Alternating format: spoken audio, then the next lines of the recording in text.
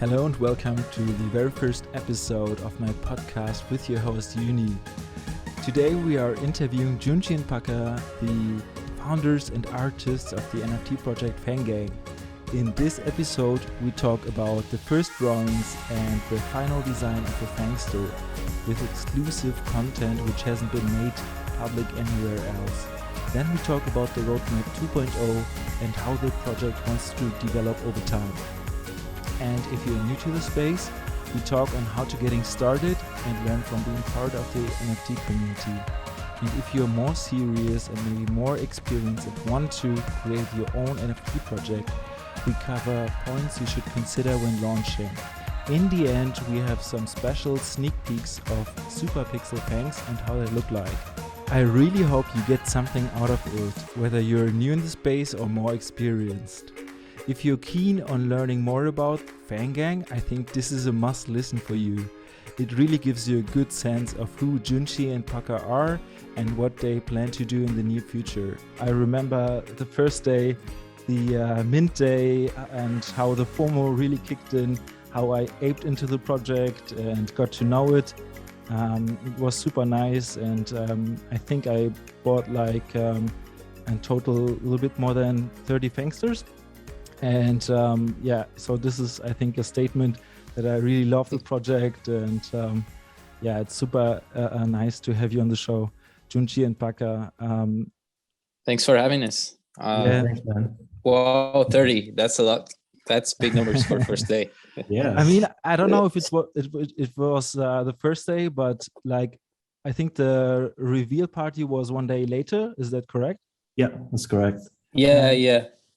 I jumped into the Discord call with you guys as well, and got pretty excited and sniped some rare ones afterwards. So Nice. was pretty exciting. Why don't you? Yeah. Yeah, that was a crazy day. Like minting day and reveal day were a couple of busy days for us. So you've been there, you watched it, right? Yeah, I think there were like 700 people in the Discord call or something. It was Like nuts. How did it feel for you guys? Like, did you expect this to be like this, or? No, not at all. And both Paca and I weren't really experienced with public speaking in a way like this. So I guess we went into the deep end right away with 700 plus people listening to us, and also people complaining, of course, and stuff like that. Mm-hmm. So, why did they complain? I mean, it's like something not a lot of projects do, right? This kind of reveal party. It's something. There were some mistakes, I guess, along the way. Well, not mistakes, but rather supposedly a metadata leak, and we weren't sure if it was real or not. Okay. So that is why we did the reveal party the way we did. We regenerated all the metadata and put a new one in. Just to be sure that everything was randomized, and that's why we did the reveal party that way and did it live, so everybody could see it was legit. Nice. Yeah, I remember you also uploaded the video from your screen share, how you shuffled it, I think 2 times, the metadata and stuff like that before the upload. So it was legit, I would say. Why should there be a mistake? Yeah, but I think people, when people are excited, they always find a way to complain, because everyone was super excited about it. And well, not everyone gets rares, right? So that's true. When people miss that chance, I think they become a bit bummed about it. Yeah, that's but it true. was fun. I mean, it was hectic, but it was. By the end of the day, we were completely drained, but I think we felt like mission accomplished, Yeah, of course. It was like everyone knew about this project, and like how I discovered it, I was, as I said, kind of new during this time to NFTs, but I followed a whale called Fleur. You probably know this guy. And I tracked his wallet and saw that he's buying Fang Gangs or Fangsters. And this is how the FOMO kicked in, and I also jumped in pre-reveal and watched the reveal party one day later. Was nice times. I remember it clearly in front of my eyes. Sick, yeah. So why don't you tell us a little bit more about your background, how you started making art, and the journey as an artist of how you discovered NFTs? Well, for me, I was still in university studying multimedia design. But on the side, I was always drawing a bit. I just never really followed any study to do so or something. So I was designing for screens and for websites, stuff like that. So when NFTs came around and I jumped into the space, I was starting to explore my artistic side a little bit more and started to create whole projects around it. And that was very eye-opening, actually, because I didn't no longer need any clients or people to make it for. I could just make it for the NFT space and be myself and create stuff I really wanted to create. Awesome. And that's actually how I got into the NFT space, because I wanted to do that, but I couldn't because I was still studying and also working a part-time job as a designer. Okay. So yeah, that was my start basically, and my background, how I got into it. Awesome. Yeah, I think mine is a bit all over the place because I've been illustrating for a while now. I've even did some shows, like in real life shows, but small things like with friends and so. But I've been designing and drawing stuff for a while now. So, I've played in bands for a while, so I did album artwork. I did merchandising back then. Nice. Yeah, and I mean, my professional background is from the advertising industry. So, nice. so like every day I have to work with clients and draw and design stuff for them. So, but I don't know. There's not just one thing, you know. Like all of the things I've done in the past brought me here. Awesome, cool. And then, well, I think in the beginning of next year, I found about NFTs. I like to draw, so I thought, why not? Let's give it a go. And ever since, I've been trying with different styles until we got here with the Fangsters. Yeah, that's amazing. I mean, you also, I think, started with your own collection, right? Is it called Crypto Alpacas, right? That's also where your name emerged from, right? Yeah. So, I've had a small experiment before that, but I think Crypto Alpaca was my first big project. Well, not as big as this one, of course, but it was my biggest learning platform, I'd say. Yeah, I think like if you want to start, there's no better way in starting small and trying something out. I mean, in crypto, it's about trying out anyway. Like the community is super nice, and you have all the freedom you want. I mean, right? Yeah, and you can make mistakes as well and learn from that, and iterate on the stuff you did before and try new stuff out in the next project. Yeah, like that. Yeah.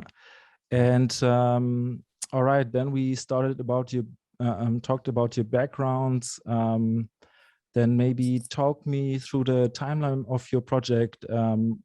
Like, when was the launch? I think it was in August, right? Maybe you can talk a little bit about the launch, the mint price, and also why the name. I like the name, but what's the story behind it? So we launched on August 30th with a 0.04 mint price. Yeah.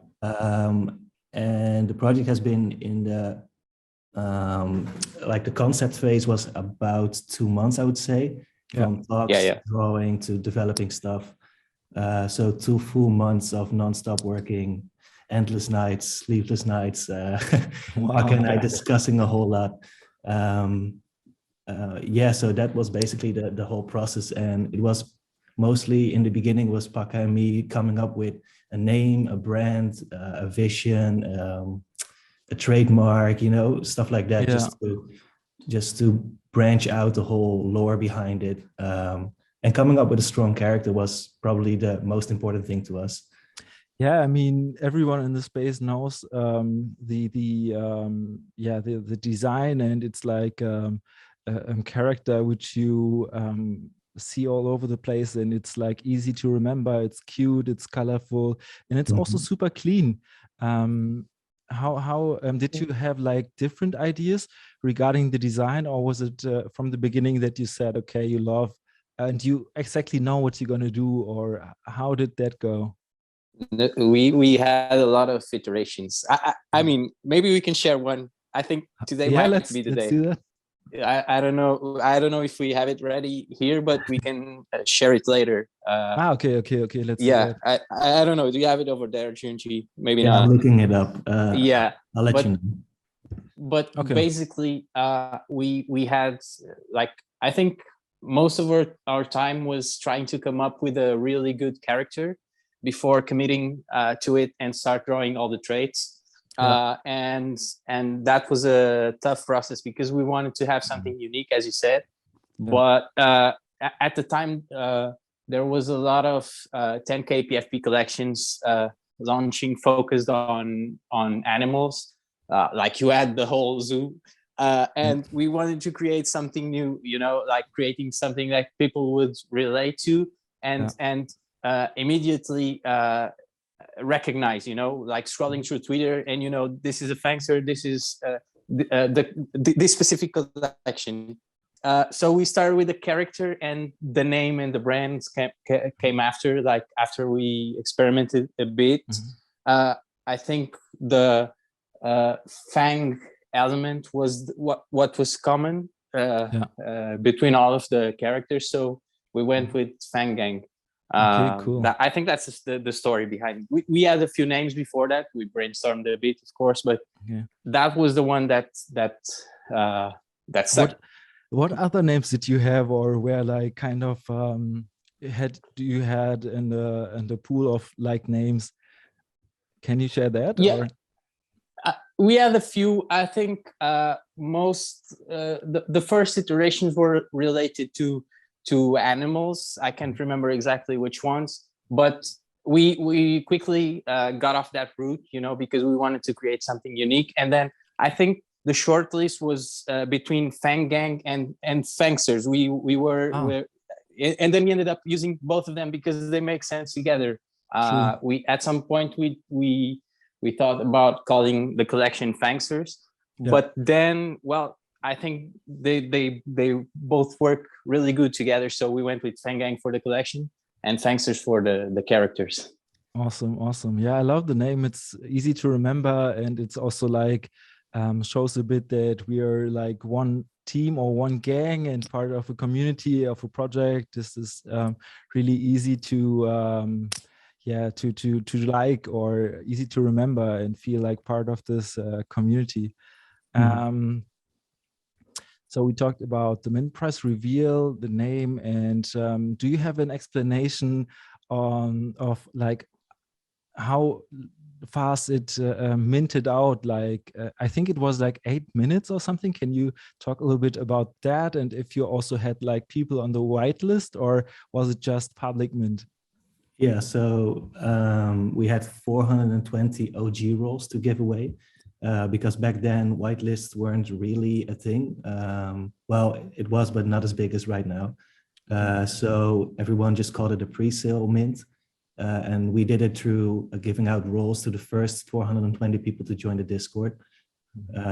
Sort of like, you know, having a benefit for being that early. So 420 rolls, I think we reached that within a day, maybe. Oh, wow. I don't remember exactly, but very fast. Yeah, I think so. Yeah, so we were giving out 300 rolls at first, and then people wanted more, so we upped it to 420. And that was our whitelist, basically. I see. And were they able to mint a few, or just one, or how did it go? Yeah, a couple. I think it was 3, but I'm not. Two, I think it was 2. Yeah. Yeah. Two. Right. Yeah. Not too many. That's good. And did you also or like how many people were in the Discord when you guys started minting? I mean, there was gas wars, I think, right? Everyone tried to get into it, and like, can you talk about this? Do you remember how many you had in the Discord when minting, or when did you start the Discord even? A week before, because we were idiots. Yeah, it was a week. Yeah. Oh, I can't remember the number. Okay. It was about 10,000, I think. Yeah, it was crazy. Really crazy. Yeah, about 10,000 people were in the Discord at launch, and we were idiots, so we started the marketing 1 week before. Okay. Well, it works, so it worked. Yeah. It's true. Yeah. You think it was luck, or was it like the people you knew from the space? I know that you're also part of other big like communities. I think you own an Bored Ape, or like, did you know that it's going to be a success because you this project came out of other strong communities, and also with like, what do you think? Yeah, it definitely helped a little bit because Paca and I both knew a lot of OGs from the space, as we are OGs ourselves, having started back in March. So we definitely shared all this related to Fang Gang with them first, and they were also hyped about it, and they told their communities as well. So that definitely helped to kickstart things, I think. Yeah, this we can also see. Yeah, Paca? You were talking about the luck factor, and I think we had a bit of luck too, because we actually launched a day before, or 2 days before a harsh bear market, NFT bear market started. So we were actually a bit lucky regarding that, because people were buying like crazy. And 2 days after, I think gas spiked like crazy, and people stopped buying like in the next couple of days. So there was a bit of luck there too.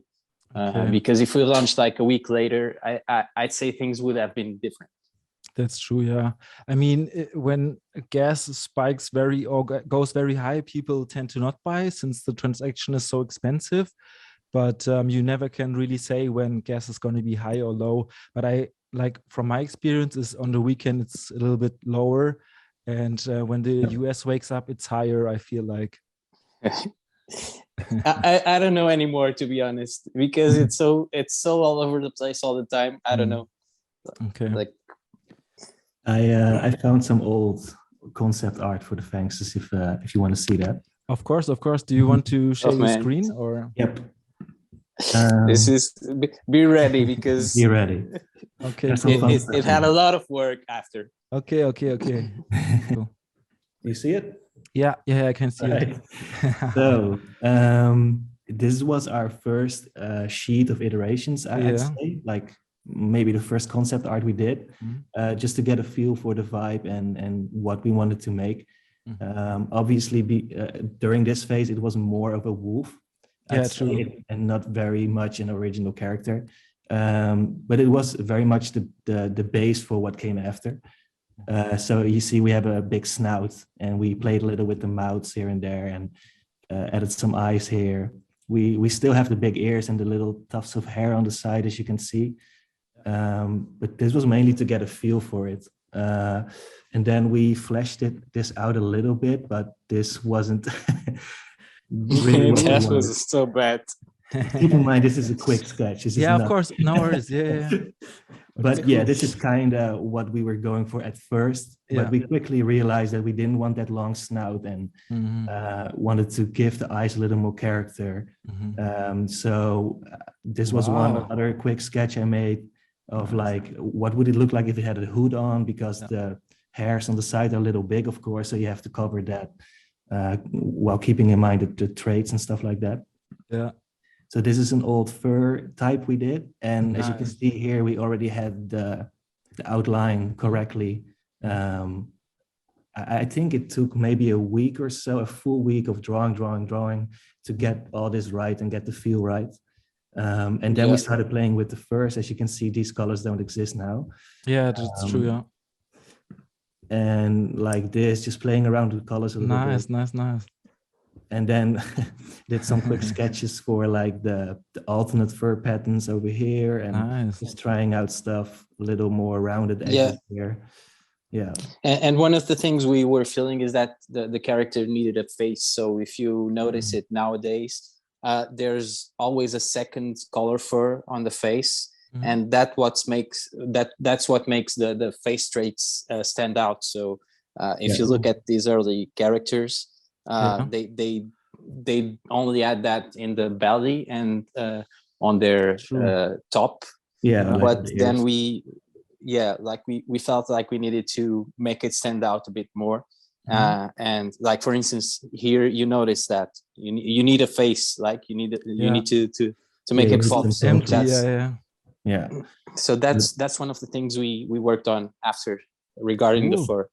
Yeah. How did you decide? Was it just the both of you, or did you ask other people in the design space, or how did that go?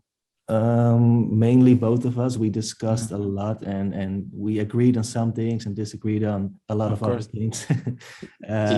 But yeah, I also asked like my girlfriend, what do you think of this? Do these colors match well together and stuff like that? So definitely also asked people in real life about it. Yeah. Okay, that's good. But yeah, this is the first time this has been shared. Oh, that's amazing. That's so nice. Thank you so much, guys. Yeah. We never shared this before. No. Okay, why was it? I think the ones which we have now look way cuter, and but still nice. I mean, you got to start somewhere, right? And I think you did it quite nice on how you guys developed and came to the final Fangster and the style. Yeah. Love it. All right, there we have the roadmap 2.0. I mean, it's I can't share imagery just yet, but I can talk about the variety of items we want to make. Yeah. So I've been mostly working on the designs for the streetwear, and we recently found a proper supplier and manufacturer. So that's a huge step forwards, and they offer a lot of high quality items. So I just started working on the mock-ups a couple weeks ago. So far, well, this is not like saying this is gonna be in the store, but I've been working on stuff like coach jackets, tote bags, crew neck sweaters, hoodies, t-shirts, long sleeves, dad caps, 5 panels, beanies. What's that? Dad caps in 5 panels? Like the hats with the flat brim. Okay. And dad caps are like the more laid back kind of cap, like the flatter ones. Exciting. And we want to work with different types of printing, of course, but also embroidery. Cool. And that's why we have so many different type of collections as well, because capsule drops will be smaller collections, more limited, more exclusive. And those will probably have items that are more detailed and like stuff with embroidery. And the open collections will be more like your typical hoodies with the Wildfangz logos on them and stuff like that. Okay. And the holders only drops. I think we wanted to include the stuff that Fangsters wear into that. Okay. Exciting. So it's also open to the public, right? You don't really need to hold a Fangster, but and the holders only drops, of course, you need to have one, right? Yeah. And those will be probably the most iconic. Yeah.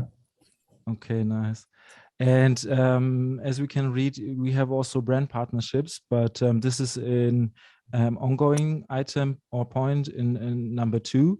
How is that gonna work? Are you like in talks with clothing lines or brands, or can you share a little bit about this? Yeah, I can talk a bit about that part. We've been outreaching to some brands, but I think this is one of those that will be really ongoing, because brands are usually interested in doing when working with other collections. They're interested in doing capsule drops, for instance, like really limited collections, and we have to take care of our own stuff before we start working on out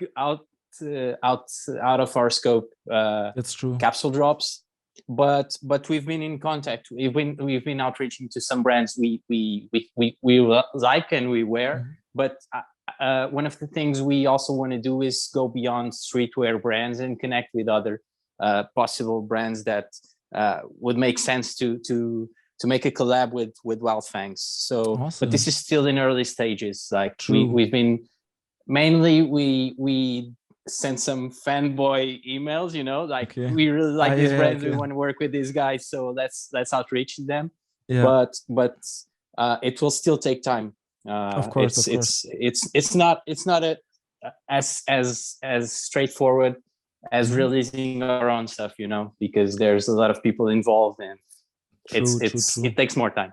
Yeah, it's like a separate project, right? You need to approach those, form like communication. It takes time. Yeah, I mean the space is so fast, but in reality, it's like it takes time. Yeah, All right. to be honest, Yeah. I think that's one of the things that sometimes makes us feel like we're going too slow, because when you're trying to connect with brands that are still not into the NFT space, for instance, it feels like things move way too slow versus what we're used to working nowadays. Like we have constant pressure to launch stuff because we have an open channel with our communities, you know, and people are always expecting stuff, and true. You get hooked on it pretty easily, you know, like we have to release more stuff, we have to share stuff with our community, and sometimes when brands are still not on the NFT space, it takes a bit longer because there's marketing plans that are that have been planned for the whole year, most of them. So to be able to find a breach and connect and launch something that it's not planned already, it always takes some time. Of course, totally understand that. I mean, the NFT space also, there you have pressure, right? But you don't want to launch something which is not fully done yet, or like half a product doesn't look good if it doesn't match your quality standards. So it's better to take time instead of launching half a thing, I believe. Yeah. Yeah, I agree. Can you also talk about the token, and like you say that it's in development in early 2022, and that it's like a native currency in the ecosystem. You can do different stuff. Why don't you expand on this a little bit? So yeah, we recently found someone who we really could work with to develop this token. So we're making big steps towards delivering it, and that's great because we also have like the super PxlHans, of course, and we want that to be the first utility for the AWOO token. But people have to earn the token first, of course. So so far we've been talking about earning the AWOO token simply by holding your Fangsters and your PxlHans, because both of those will net you AWOO tokens. But later down the line, we could also play around with stuff like staking or the amount of time you held or something like that. But those are just ideas. But so far, just hold your Fangsters, hold your PxlHans, and you will be earning AWOO tokens. And you can accumulate those and firstly use those to upgrade your PxlHans later on by buying an item and creating super PxlHans. Do you get a super PxlHan, sorry, or like a new one, or does the old one change? I think it's a new one, right? No, the old one changes. So we will update the metadata of the collection. So you will get a good mix of old PxlHans and super PxlHans, which is pretty cool to see. And it will also go pretty slowly because people have to earn AWOO tokens first, then buy an item and upgrade one PxlHan. You can't upgrade them all at once or something like that. So it will be pretty fun for a couple of months at least for people to accumulate it and use it. Yeah.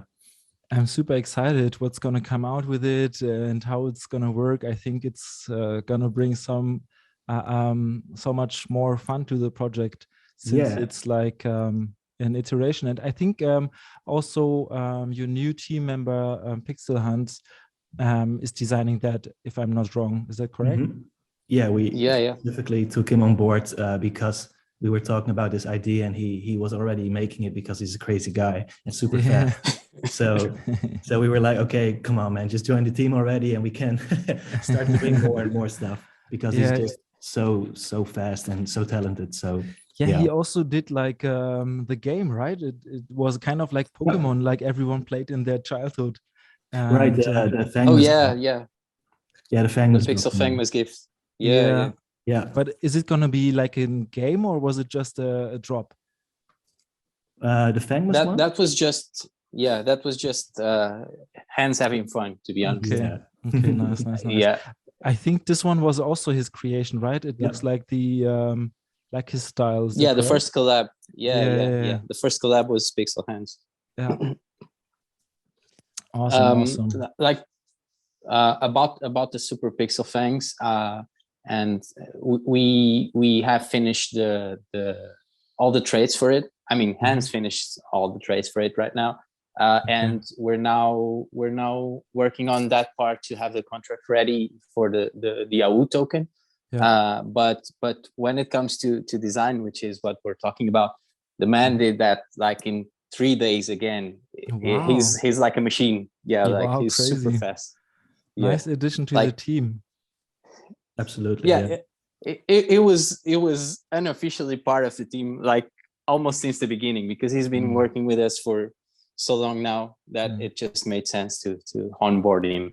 That's cool. Yeah, and this is the tweet of this Super Pixel Fang and how he gets bigger. I really love like the details in those trades, also the chain and the how's it called, like the teeth, the colorful ones. Yeah, the grills. The grills. Yeah, I think it's one of the most liked trades. Is that correct? Or well, I mean, you have it in your PFP. That's true. I've got my grills gang. Yeah. So nice. Junshi is biased, but I have to agree. Grills are great. Yeah. Look how badass he looks though with a Super Pixel Fang. That looks really nice. Oh, and just a detail, like this Super Pixel Fang you're seeing here, it's like a combination of mine, Junshi, reels, and Hans original Fangsters. It was just it's an Easter egg, but he has like a trait from each of our Fangsters. So it's a completely unique one, right? Yeah. That one doesn't exist as far as I know. Okay, but like the ones which are going to be created, are those the exactly the ones from the ones which exist, or is it like a okay? Yeah, you will upgrade your current Pixel Fang. Yeah. Okay. Wow, that's a lot of work, right? If it's gonna, but he's a fast guy, so let's see. Yeah, it will be a lot of work, and Hans already created all the traits, of course, so that's great. Yeah. And now it's just up to us to put it all together and update the metadata once you use your item. Yeah, I can share some new Pixel Fang, of course, teasers if you want. Yeah, for sure. Let's do that. All right. So. All right. Cool. Can you still see it when I full screen? Yeah, I can see it. Yeah. Okay, cool. So this is Hans's original Pixel Fang. And then if you would upgrade it, it would look like this.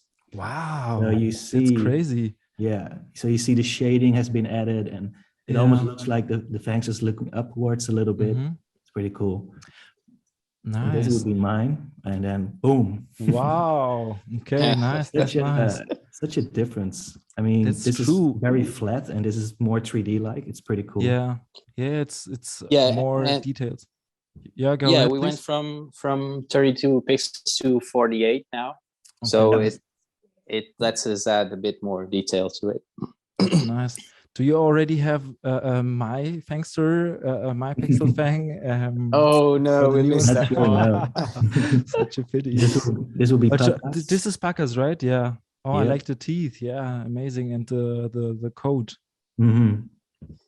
Yeah, and one of the things we also worked on was to fine tune the colors a little bit, so they're more vibrant and more. I think that they're more PxlHans signature style now, because he usually uses more vibrant colors. So we're trying to make them pop a bit more. I think it works. Yeah, it totally works. The other one looks a little bit different, and then it's like boom. Yeah, I can see and feel it. Yeah, it will look great and small as well. Yeah, I mean, excited. Such a difference. And then we have Reveal, which obviously has a sick curve. And then we have this. Wow! Oh my god! Sick. So sick. Crazy. Looks it's a trippy one, right? Not the rainbow. Trippy. Yeah, nice. Yeah, looks way rounder, more 3D like, as you said. Love it. Yeah. Amazing. It's fluffier. Yeah. I'm super happy about it. I think it will be a good step for the PxlHans. Let's talk a little bit about advice for NFT projects. What would you advise new people starting a project? I think personally, I would advise them to first scope out NFT Twitter a bit. Just make your NFT, come up with an NFT name for yourself as an artist, and then just follow a bunch of people who have been around for a couple of months or longer. Just learn from how they go about things, how they list their items, how they price them as well, because pricing your NFTs is also very important if you're new. And this goes for one artist, of course, mostly. And just learn from other people before you dive in. And then after you think you've seen enough, you've learned enough, just go for it, go crazy, make the silliest, craziest, weirdest art you want, and just mint it and try to find an audience for it. And I think regarding being on Twitter, one of the things that people should also do is not just being a creator, but start by being a collector, because you learn a lot buying from other collections, joining other communities, seeing how things work. True, absolutely. And people sometimes forget to do that, like join and just launch stuff and hope it goes super successful overnight. And it just doesn't work like that. You have to connect, we have to collect, you have to learn how things work. Yeah, I think, yeah, Junshi, go ahead. Yeah, connections are key is all I wanted to add. Yeah, I think so too. Like having a part in the community, knowing people, just like living and collecting NFTs. I mean, it's a complete different space, and it's like different to buying and selling cryptocurrencies, right? Because like, from my opinion, you are part of the project, kind of also, or as a community member. You're on the Discord, you have touched the founders, to the community. It's a complete different game. Yeah, I would argue that the community is every project's most valuable asset. Like, we can't put out content every hour on Twitter, but our community tweets about us all the time, so we can share that and let people know that people genuinely care about our project, and that's good to see for new collectors as well. That's true. And what do you think, when should someone start building a community or engaging with people when they are starting or wanting to launch a project? I think you guys started 1 week before, right? That's a little bit early, but in my opinion, yeah, it is. Would you do it like this again, or advise someone? Or no, definitely not. It was way too stressful. Okay, I would definitely give it 3 weeks minimum. And not longer than 1.5 months or something, because the people like new shiny stuff. So when they see your project, they can easily forget about it as well. So don't take too long, but don't take too short either. You have to time it right. Yeah. And also, I think things changed a bit since we launched, like the dynamics of it, because opening a Discord a week before, wasn't the ideal option, but people used to do that back then. But now you have closed Discords, you have Whitelist, you have a lot of stuff that you can play with. And I know things are a bit different today than they were like 5 or 6 months ago. But you have to learn what's working at the moment, because things change weekly. And for instance, now the closed Discords are a thing. And they weren't back there back then. You wanted to have as many people as possible joining you from the start. And I think now you tend to try to make a curated first owners list, if that's the way to put it. And you have to learn what's working at the moment, I'd say. That's true. Yeah. I also remember like the time when whitelists were a thing. Everyone was doing whitelists via Google Forms and stuff like that. And now it's kind of more so feels like, how do you say, like a private Discord or like a private group or something. It's really hard to get in. Yeah, I mean, even achieving whitelist, it's sometimes impossible, and projects have like 50, 60, 100, or I think like there's one Invisible Friends. I think they have like 200K Twitter followers. How is that? It's crazy. It's just like Mechaverse had. Like, I think Mechaverse was the first huge one that really blew up. I think mostly because they kept it such a secret for such a long time, but the art looked stunning. And the delivery as well, like the website was super polished. So it really came across as a project that like people spent maybe a year on. I know that isn't true, but it looked like it, you know what I mean? So you really could see the quality come off of everything they put out. So, and Invisible Friends has the same thing. Like they post one GIF per day, maybe, of a new teaser. People go wild over it because the art is so high quality and unique as well. Yeah, it's something different also with the animated stuff, right? This is like it feels like it's like the new thing, and it's gonna be the new standard maybe after normal, let's say, NFTs. Yeah, it's definitely the new wave. Yeah, new wave. And this is like, how about Mechaverse? I think they had like a hiccup along the way, right? When everyone was kind of skeptical, or do you remember this? Because I didn't really follow Mechaverse, only it was like so big and it didn't really bother anymore. Yeah, Mechaverse was definitely my biggest FOMO regret because I bought at the top. But they did the mint was pretty smooth, I think, but then the floor looked super similar. Like they divided their traits into their robot species, and that meant I think it meant that every species had like less traits overall, so they all looked kind of the same-ish with minor differences, and people complained a lot about that. And also they were pretty overpriced in a lot of people's opinions. So I think that was their main hiccup. And talking about the price and going back to the advice for NFT projects, what do you think is like a optimal price level? I mean, it always differs, but I feel like some projects have lower mint prices, making it more accessible. Other ones have like a 0.1 ETH mint price, which is more on the expensive side. How would do you think about this one? I talk with some people who are setting up projects about it a lot, because they never know how to price it. And I think it mostly depends on how big is your team, how long have you spent building it, how revolutionary or innovating is it? You know, if you're bringing something super new to the space that hasn't been done before, obviously you can price it a little higher because it's more premium and new and shiny and stuff like that. But if you are following the steps of projects that have done something before, and you're just there to build a fun community and get your art out there and build fun stuff, then I don't think you have to ask a premium price for it. And I see a lot of projects do it regardless. But yeah, I think that's the way. It also relates to the size of the collection. Like if you do a 10K collection, you probably don't want to put your price that high.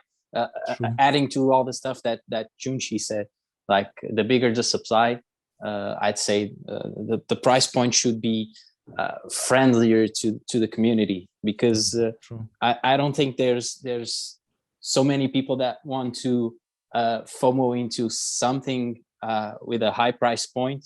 If they don't know what you're delivering, if they don't know for sure the team who's behind it. So probably bigger projects with bigger supply should tend to go with lower minting prices. Of course, this is not a rule of thumb, but it's just a general idea I have about it. I would also just add, for new people, don't get greedy. Like you can do so much with a lower mint price as well. And I mean, if you look at how Cool Cats launched, they were 0.06 at first, and people realized quickly that maybe that wasn't the right price, and so they lowered it to 0.02. And look at them now. I mean, they're the next blue chip project, right? So crazy. I mean, from 0.02 to what are they now, 12 ETH?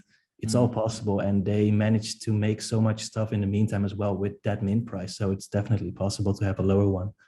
Yeah, for sure. I mean, it's not only the art and the mint price. I think like what most people forget is the work you need to put into a project, and it's not easy. It's like a company, and you need to hire people, get projects developed, and work your ass off. Are there any cool projects you like yourself, or like, do you still mint or do you just work at for Fang Gang? I mean, we can do both.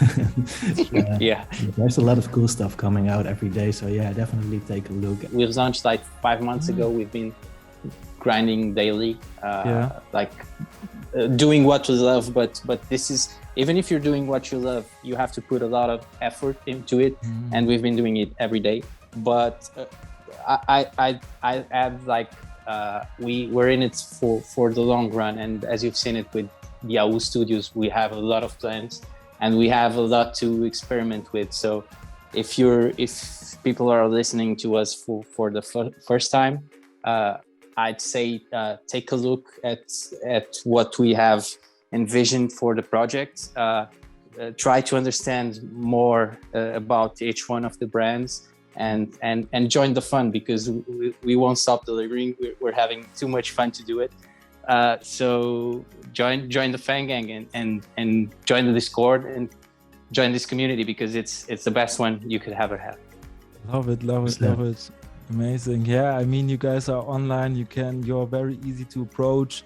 There's no barrier, and I think, like, when discovering such a nice project, you should always go into the Discord, find out about the community. It's an active community, and it makes fun of hanging out with those guys, with you guys, and spending good time together. Thank you so much. Thank you, man. Thanks for having us. Talk Love it. to you soon. Thank you.